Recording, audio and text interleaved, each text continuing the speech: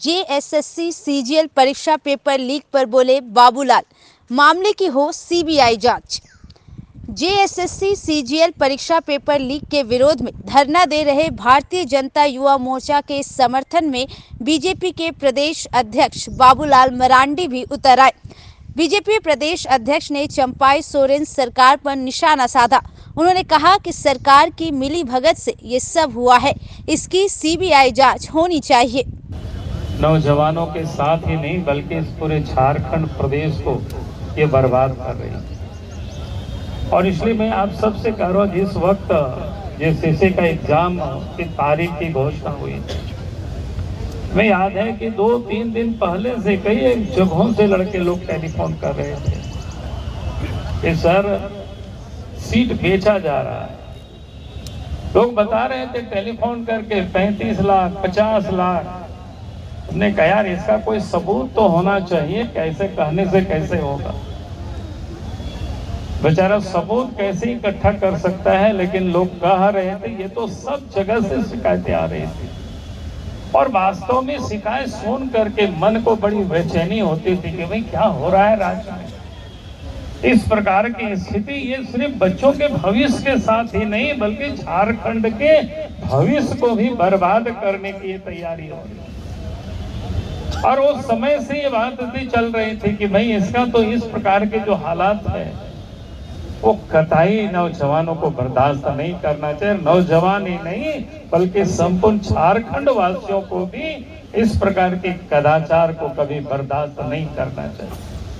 क्योंकि आज जॉब के लिए कोई 35 लाख 40 लाख 50 लाख रुपया वसूल करेंगे तो एक प्रकार से एक तो उन होनहार छात्रों का जो माड़ भात खा करके गरीब माँ बाप बच्चों को पढ़ाते हैं, बच्चे दिन रात मेहनत करते हैं, परिश्रम करते हैं ताकि किसी प्रकार से वो सफल हो जाए, वैसे होनहार और मेहनती बच्चों के ऊपर भी आघात करते हैं। और दूसरा, जो पैसे लेकर के अगर कोई कर्मचारी बनता है, सरकारी पदाधिकारी बनता है या दफ्तरों में कोई किरानी बनता है, तो आप समझ सकते हो कि करप्शन की बुनियाद को डालता है।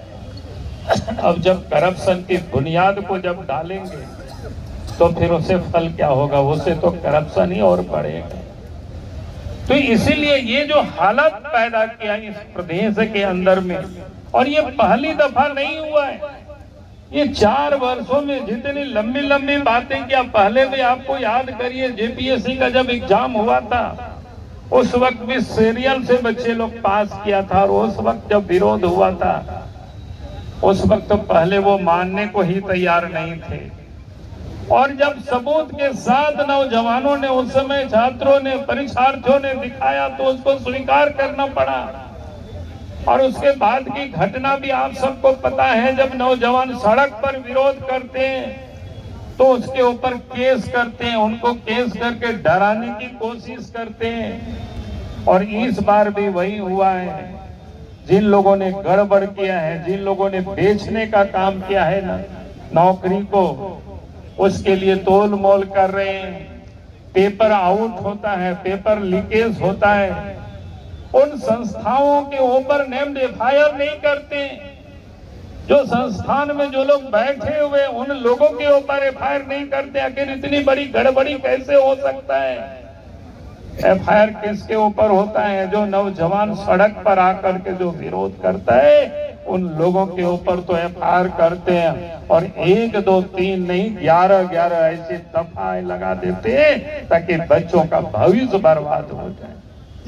और इतना ही नहीं बल्कि कानून भी उन्होंने ऐसी बनाया। पिछले दिनों आप सबने देखा होगा, मानवों ने तो विधानसभा में भी उसका विरोध किया था।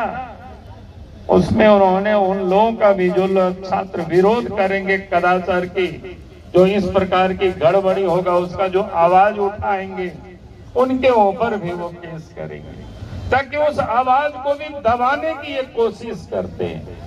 इसलिए आज मैं यही कहने के लिए आया हूँ।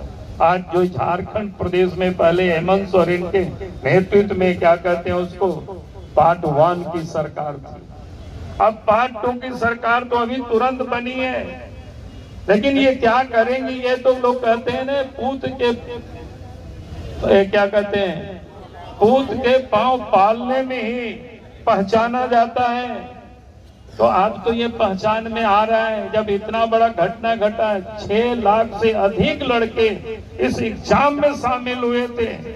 दूर दूर के गांव से लोग आकर के मेहनत करके शामिल हुए थे। अभी एक छात्र का भी उल्लेख कर रहे थे, तो आप समझ सकते हो। लेकिन उसके बाद भी उन एजेंसी के ऊपर नेम्ड एफआईआर नहीं किया गया। उस जेसीसी के चेयरमैन, उसके वहां के पदाधिकारियों के ऊपर एफआईआर नहीं किया गया। अब किसके ऊपर जांच दिया गया? एसआईटी को संभवतः कहा गया है कि डीएसपी उसकी जांच करेंगे। अरे भाई, वो डीएसपी क्या जांच करेंगे? जहां पर इतने बड़े बड़े लोग गड़बड़ करते हैं, डीएसपी का कहाँ होता है हिम्मत होगी कि उन लोगों से वो जांच करके दोषियों तक वो पहुंच पाएंगे? ये तो लीपापोती करने की कोशिश हो रही है। तो आज तक पार्ट 1 की जो सरकार थी, झारखंड मुक्ति मोर्चा, कांग्रेस और राजद की, तो इस सरकार ने पहले तो पत्थर को भी बेचने का काम किया, जमीन को भी बेचने का काम किया, बालू को भी बेचने का काम किया, लोहा को भी बेचने का काम किया। अब तो झारखंड के बच्चों के भविष्य को भी बेचने का काम कर रहे हैं। तो ऐसी सरकार को अब इस राज्य से उखाड़ने में ही फायदा है और उसके लिए हमें लड़ना।